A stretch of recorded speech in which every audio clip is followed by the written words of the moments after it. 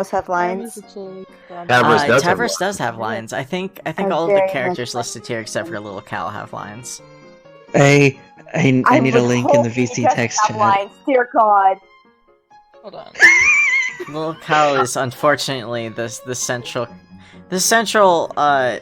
juju of the text. Oh God. I can yeah, here I it can is. narrate. I kind of want to narrate. Is Sylph on the call? No, but they are in Oh, no, the they're not. Okay, they're just chat. Twitch chat. Also, Cool. here's the I just wanted to do Rusk. Other than that, I'm gonna take it easy. all the Aqueous and Dirk have very few lines. I would like to do Dirk. You should do Derek. You should do your Dirk voice? Okay, probably Dirk. You could do Aqueous Nobody too wants- if you want. I could also do Aqueous. If no one wants to do Nepeta, I would also like to do her. Go for it. You should. I can do Aradia. Yeah, Yeah, concrete. you've got a good Arati. I like your Arati voice. Do Okay. Do I we guess have a I can- Tavros in June already? I am Tavros too. Okay. I'm June again. Oh wait, no, okay. I'm a Do narrator. we have? I'm a narrator. So Do we have pops June? up. No, we don't have a June yet. Yeah, I'll take June again. Okay. We also need a Solix. I'll do them too if no one else wants to. I can do Solix. I think I can do a pretty passable impression of Bucky Solix. You gotta God. up in your nasal range and then just lisp like your life depends on it. Yeah. Do a bunch. I think I can hit your Solix. I'm not good at dark, deep voices, but I can give Aqueous a shot. I think Bucky's doing Aqueous. Are you doing Aqueous? If you wanna do Echoes, you can. I don't wanna.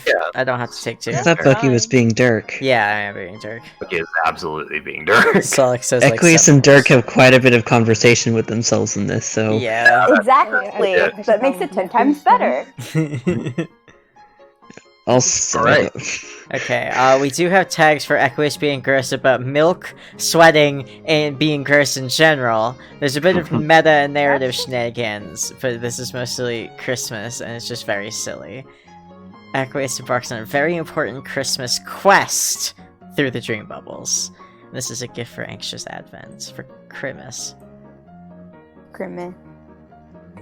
Christmas. It's Christmas. crit me. Merry Crisis. Merry Chrysler. Merry Chrysler. Merry Christmas. Hey, Grimmin.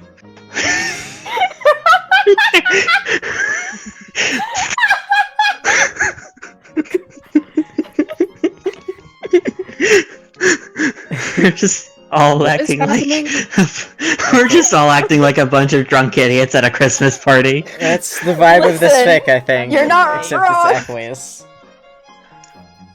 Alright, whenever you're ready, narrator. Okay. Your name is Equius the Hack, and though you are still very strong, you are also, in fact, quite dead. You don't live in the dream bubbles that your glorious princess so kindly and graciously created for you and your many departed friends. You like to pass your time and maintain your strength by taking long walks through various bubbles. And that is exactly what you are doing right now, when you find yourself in what appears to be a hive, but much less colorful. It is one of those dull human hives, and you find yourself standing among 4 white-eyed humans. Oh, hey, Equius, right? I am he. Who are you? I'm June. This is my house. Welcome. You may have known me by my old name, but we talked a few times before I died. Or at least, I talked to a version of you. I'm ectobiologist. Oh, yes. I have spoken. Not you. Well, yeah. Well, anyway, this is Dave, Rose, and Jade. The 3 other kids waved awkwardly. Tell me, why do you have wood inside of your hive? What is the purpose of orbs that you have covered it with? Why have you placed several small fires above a large?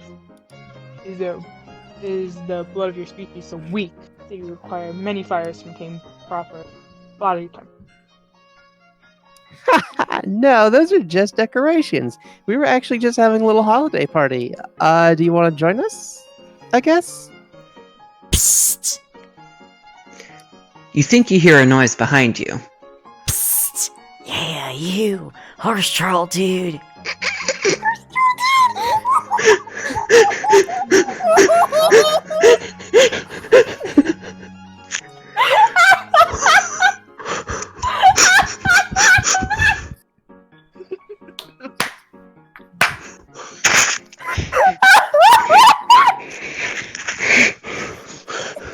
Fucking delivery on that. Wow. Yeah, that's Dirk. Fuck. That's what Dirk sounds like. Yeah. I can't breathe. Very much not.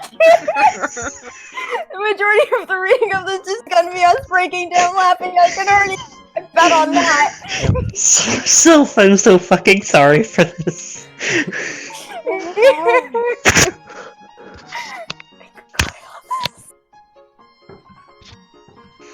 Okay. You turn to see a fifth human now hovering at the edge of the room. He resembles the Dave human, but pointier, and draped with a very striking black velvet cape. Are you speaking to me? Though I do appreciate your recognition of my kinship to the noble muscle beast, you shall address me by name, as it is fitting to my station. Or shan't I respond to you again? Oh, Equius, I've missed you. I do not know you, pointy human. I demand at once who you are. So, holiday. I'm Dirk. One of you used to be half of the sprite for one of me. Good times. Anyway, I got you a Christmas present. A what present? Okay, so Christmas is like 12th Parage's Eve, but for humans. And also nothing like that. Don't worry about it. Basically, it's a human holiday where we get really drunk and bring trees inside to decorate and hang socks on the fireplace and give each other presents. Well, when I say we, not me, I'm Jewish. What is Jewish? Dude, that is a much longer conversation than we have time for. It's already gonna be hard to fit all this within a word count. But the point is, for better or worse, Christmas pretty much dominated Western Earth ritual and pop culture in the last couple of centuries before the apocalypse, disproportionate to the number of people that actually adhered to the religion of its origin. So, this is gonna be a Christmas story, because there's a lot more stories about Christmas to go off than any other human holiday. It's cool though, I like the chocolate oranges. I'll be losing patience for your band muscle. If you have a gift from present it. Please me. Man, you really are hilarious. We should hang out more. But okay, your superior bloodedness, here you go. Merry Christmas. Dirk retrieves a horrifying, grinning, vaguely humanoid object from within his cape. Oh, It is wearing a little toy soldier outfit for some reason. Probably something to do with the human Christmas story Dirk was referring to. He hands you the wretched thing. What is this? Some kind of human doll for human wigglers? I have no interest in this. You toss the creepy human doll onto a nearby human chair. First of all, Lil Cal is a puppet, not a doll. Rude. Second of all, he's awesome and extremely capable for an inanimate object, and can be pretty devious, too. I'd keep an eye on him if I were you. Well, okay then. That's the MacGuffin successfully delivered to the protagonist, so I'm gonna head out. If you need me, I'll be lurking in the background as a reminder to the audience of the framing device of this little vignette. Later. Dirk floats just a few feet away to behind the large grandfather clock in June's living room, and, as promised, just sort of lurks there. You stare in confusion for a few seconds before deciding to get back to the party. Well, that was kind of weird. But you know, that sort of thing happens around here. Anyway, help yourself to some snacks. June motions to the coffee table, on which sit a bowl of mixed nuts and a plate of cheese and crackers. Just as you are reaching for some cheese, you hear another strange sound behind you. You turn to look just in time to see that the room is, for some reason, being overrun with a swarm of mice Luci, one of which is very large and wearing a crown. The 4 human kids make various noises of displeasure and run away, but you are surrounded. You drop your cheese in hopes to assuage them, but they just keep coming. They're human. I demand you tell me the meaning of It's all part of the Christmas story, bro. And trust me, the mask thing did not make any more sense in the original. But it's cool, I got your back.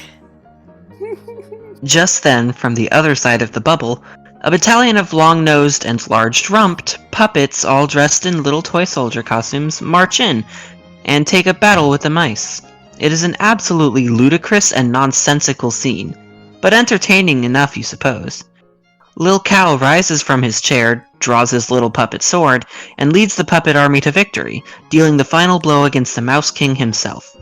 All you can do is just stand for a moment, looking on in horror at all the mouse blood and polyfill carnage surrounding you. Oh, I forgot to mention, your actual Christmas present is more of a fun, whimsical Christmas quest. You should probably get started if you want to catch Cal before racking up too much of a word count. He went that way. Dirk points off into the void, and only then do you notice that the creepy soldier puppet is gone. You think about how ridiculous this is getting already, but you are not one to pass up a great heroic quest, so you shrug and head off. Soon enough, you enter another bubble, this time finding yourself on a tall cliff by the sea. Oh, hey, Aqueous. Wasn't really expecting to see you here, but I guess you can hang out for a bit, if you want. You look up and see your old friend Vriska hovering nearby. She's wearing a rather short, sleeveless white dress with her fully formed translucent blue wings stretched out behind her. You pull out a towel from your Sylladex and wipe your brow. Hello, Vriska. That is fine dress you are wearing. Oh, thanks. Yeah, this was originally for my fairy cosplay. I just felt like wearing it today for no particular reason. So, what's up? I have been tasked with a great Christmas quest by Dirk. I seek a particular puppet in military regalia. Oh, okay. I was wondering what that was about. Yeah, it just passed through here. Man, that thing is super creepy. It went that way. She points ahead. You give her a polite but strong nod. Dab your head again and continue. The next bubble you wander into contains a splendid golden city of many palaces and spires. You suppose this must be a vision of Prospit. You stroll along the golden street until you encounter your old friend Tavros. Oh, it's you, Aqueous. Hello. Tavros is wearing a particularly striking bedazzled suit, and holding a bright red cape over his arm. His Tinkerbell Lucis is flittering about, occasionally diving at the cape. This would all seem very Spanish to you, if you had any concept of the Earth country of Spain. Tavros, I command you to tell me at once of the human soldier puppet that passed through here recently. For a very important quest. Oh, yeah. I saw that guy that you're looking for. He was very creepy and disturbing. I'm glad he's gone. Hey, do you want some chocolate? He reaches out with a chocolate bar. For some reason, so you snatch it out of his hands without formality, as is your right as his superior. Wow. Oh, okay, so the thing went that way. Good luck. You leave in the direction indicated, starting in on your chocolate bar as you go. You soon find yourself wishing you had some milk. The delicious chocolate taste and the ensuing dry, sticky mouth sensation distract you as you walk, so you don't even notice how far you've gone until you appear to have left the bubbles behind entirely and are approaching a massive green sun. Hey, Aqueous. You turn towards the voice. Oh, it's you, Lowblood. My apology. It's good to see you again, Aradia. You pat your newly dampened face again with your towel. Stop. Oh yes, hello, Solid. I didn't see you there. That's cool. I'm used to it. Yeah, he's fine. He's with me. Want some coffee? Actually, I'm currently undertaking a human quest of great importance. I suppose a brief pause to enjoy a warm refreshment. Oh, yeah, don't worry. This is all part of that. This was originally supposed to be the Arabian section, but that particular bit of the source material is actually pretty racist. So instead, it's the Aradian section. Get it? But I still brought the coffee.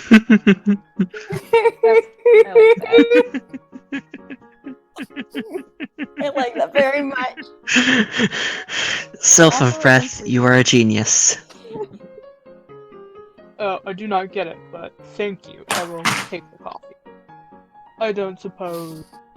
Milk? Here. Solix is holding a bottle of fresh muscle beast milk that you could have sworn he was not holding a moment ago. But you take your cup from Aradia and then gratefully hold it out to Solix to whiten your coffee with that sweet, sweet memory nectar that keeps you so very strong. God. You take a sip. Delicious. So, how's the Christmas quest going? Did you find the puppet yet? Alas, the cursed thing has thus far eluded me. But I remain close on its trail. And rest assured, I shall subdue the foul harlequin promptly. Hey, just remember to keep an eye on that word count. Dirk reminds you popping up out of nowhere. God, I love her. Yes. You should probably get going to the next thing. Don't worry, we de-racistified that one too. Good luck. Aradia grabs your mug and gives you a push, waving and smiling frantically as you float backwards uncontrollably. A moment later, you land on a soft pile of snow? No, it's not cold. You press your finger into the fine substance and put it in your mouth. It's sugar. You know where you are. You've been here before, and that means... Equius? Is that Mew? You look up and lock blank dead eyes with some version of your Moirail. Nepeta pounces on Equius and gives him a big hug! Nepeta, please, you do not have to describe your actions while simultaneously performing said action. It is redundant and quite preposterous. Meow! You're preposterous! Aren't you glad to see me? Yes, of course. Though I would be all the gladder if you learned to behave a bit more. I don't know how to pronounce that word. Diacrum? I don't know. Decorum. Decorum. Thank you. You haven't by chance seen a horrible laughing puppet come through here, have you? No puppets. But I poured some tea if you want some. Well, I suppose I could spare since my previous beverage was so unceremonious ripped from my hands after it's scarcely a mouthful. So you sit for a few moments and enjoy a nice cup of milky tea with Nepeta. About halfway through your second cup, you spot the Dark Human lurking behind a nearby sugar mound. He looks at you and taps his wrist, on which there is no watch, and then points. Nepeta, will you I must continue my quest. Will you come back after? Don't be so foolish. You know that even with all my strength, I cannot direct the bubbles. You will surely encounter another Equius before long. Farewell. You very carefully pat her head before continuing in the direction that Dirk pointed. Soon enough, you spot the awful puppet just a few bubbles ahead. You pass through Terezi's hive, unfortunately witnessing her licking the red dragon head on top of her cane, muttering something about how it tastes like candy. You pass your friend Aridin, who is just eating something. You think it's marzipan. You pass 3 more gathered humans, one of which is baking little ginger pastry humans, at such an alarming rate that they are filling the room and overflowing from the pockets of her apron. You pass your glorious princess, Pfeffery, swimming about and tending to her colorful underwater flower garden. You do not stop to speak with them, because you do not want to lose sight of the puppet, and also because the Dirk Human has gotten in your head with all this talk of word count, even though you still don't know what that means. You just keep walking. Finally, you find yourself back in what appears to be the same June Human's hive, still decorated for the party, but the dead mice and puppets are thankfully gone, as are the humans. It is dark now, except for the warm, dim lights strung around the wood plant. You look up and have to furiously wipe your face from the shock and frustration, as you notice that the horrible puppet is sitting right back on the chair where you threw it. You slowly approach, as to not scare the thing away, but it just sits there, once again inanimate. You pick it up. Behind you, the grandfather clock strikes midnight. You turn to see that Dirk is once again lurking just behind it. You hold up the puppet towards him, and he floats down to approach. Here, I have completed your Christmas quest. Demand that you give me my reward. He takes Lil Cal and stuffs him back into his cape. I never said anything about reward. The reward was the fun, whimsical time you had along the way. What even was the objective of this quest then? To have a fun, whimsical Christmas time. Like I said, you did it. Good job. Well, truly a third way of time then. Did at least the word count?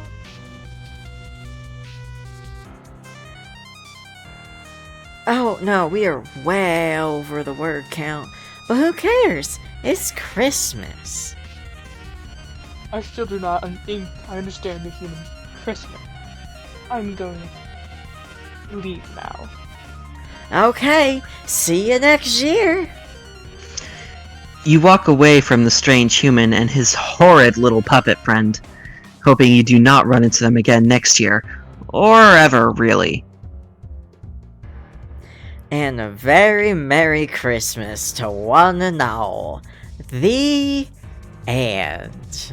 Oh, so Dirk was the narrator all along. Does that mean both me and Bucky were Dirk? Yes, Dirk absolutely. Fusion.